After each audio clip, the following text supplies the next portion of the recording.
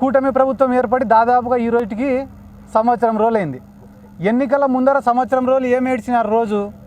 ఒకరోజు భువనేశ్వరమ్మ గారిని తిట్టినారని చెప్పి ఒకరోజు, చంద్రబాబు నాయుడిని అరెస్ట్ చేసినారని ఒకరోజు, పవన్ కళ్యాణ్ని తిట్టినారని చెప్పి ఒకరోజు ఏడ్చి ఏడ్చి ఏడ్చి ఏడ్చి ఓట్లు అడుక్కున్నారు. సరే, జనాలు పాపం నమ్మినారు.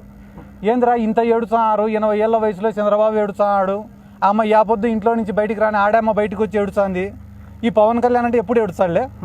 వీళ్ళు ఏడ్చి ఏడ్చి ఏడ్చి ఓట్లు అడుక్కున్నారు, ఓట్లు సంపాదించుకున్నారు. ఇప్పుడైనా పరిపాలన పైన దృష్టి పెట్టచ్చు కదా. ఇప్పటికి 10 నెలలైంది. ఒరే అమ్మఒడి పథకం ఏమైందిరా, తల్లికి వందనం ఏమైందిరా అంటే వల్లభనేని వంశీ మా వాళ్ళని తిట్టినాడంట. మేము అడిగేదానికి నువ్వు చెప్పేదానికి సంబంధం ఉందా? ఒరే రైతులకు 20,000 రూపాయలు ఏమైనారా అంటే పోసానికి ఇష్టం వెళ్ళి పచ్చిబూతులు తిట్టాడు మమ్మల్ని అంటాడు ఒకడు. ఒరే రేపు ఎల్లుండో మళ్ళీ అదేందిరా సిలిండర్లు ఏమైనారా అంటే ఆడదాం అంతలో 400 కోట్లు పోయినాయి అంటాడు. అంటే మనం అడిగేదానికి, ప్రజలు అడిగేదానికి, వాళ్ళు చెప్పేదానికి ఎక్కడ కూడా పొంతన లేదు. మీరు రాసి పెట్టుకోండి, ఇంకొక 4 ఏళ్ళైనా కూడా ఇవే బీద ఏడుపులు ఉంటాయి తప్ప ఈ రాష్ట్ర ప్రజలకు వాళ్ళు చేసేదంటూ ఏముండదు.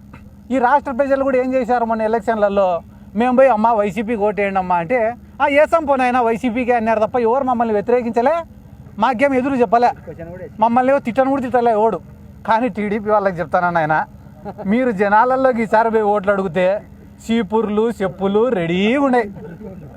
మాకు చెప్పినట్టు మీకు ఏ సంపోనైనా అని చెప్పరు, ఫస్ట్ కొట్టి చెప్పిసిరి, ఆ తర్వాతనే మీకు సమాధానం చెప్తారు. ఎందుకంటే చంద్రబాబు నాయుడుకి తెలిసిన టాలెంట్ ఏమరా అంటే వ్యవస్థల్ని మేనేజ్ చేయడం.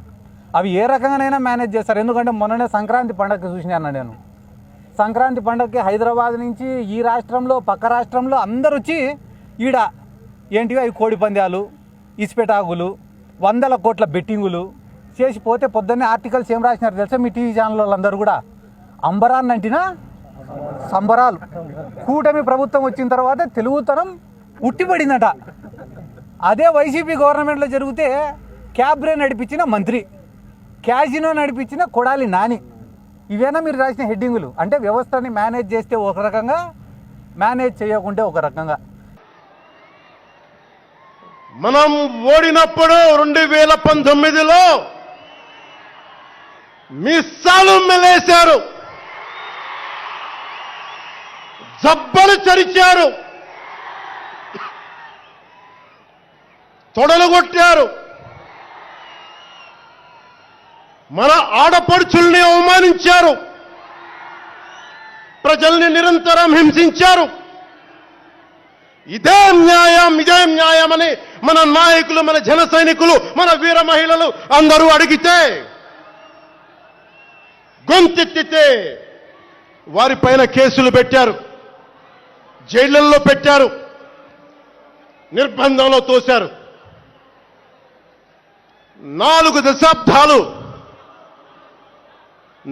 దశాబ్దాల సుదీర్ఘ రాజకీయ అనుభవం ఉన్న నాయకుణ్ణి అక్రమ కేసుల్లో బంధించారు. వారి తెలుగుదేశం పార్టీ కార్యకర్తల్ని, సీనియర్ నాయకుల్ని రోడ్డు మీదకి రావాలంటే భయపడేలా చేశారు. ఇక్కడ అలాంటి వాణ్ణి తిట్టని తిట్టు లేదు, పాల్ చేయని అవమానం లేదు, చేయని కుట్ర లేదు, వేయని కుతంత్రం లేదు. ఈ ఎన్నికల్లో అసెంబ్లీ గేటును కూడా తాకలేవు అని మనల్ని ఛాలెంజ్ చేసి చరిచిన ఆ తొడల్ని బద్దలు కొట్టాం. ఏం చేశాం? బద్దలు కొట్టాం. బద్దలు కొట్టి ఆంధ్రప్రదేశ్ అసెంబ్లీలో 21 మంది ఎమ్మెల్యేలతోటి, పార్లమెంటులో 2 ఎంపీలతోటి అడుగు పెట్టాం.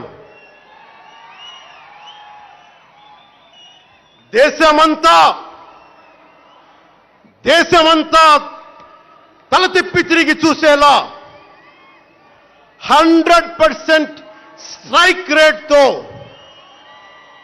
ఘన విజయం సాధించాం. ఎన్డీఏ కూటమి ప్రభుత్వాన్ని నిలబెట్టాం. ఈ రోజు జయకేతనం ఎగరేస్తున్నాం.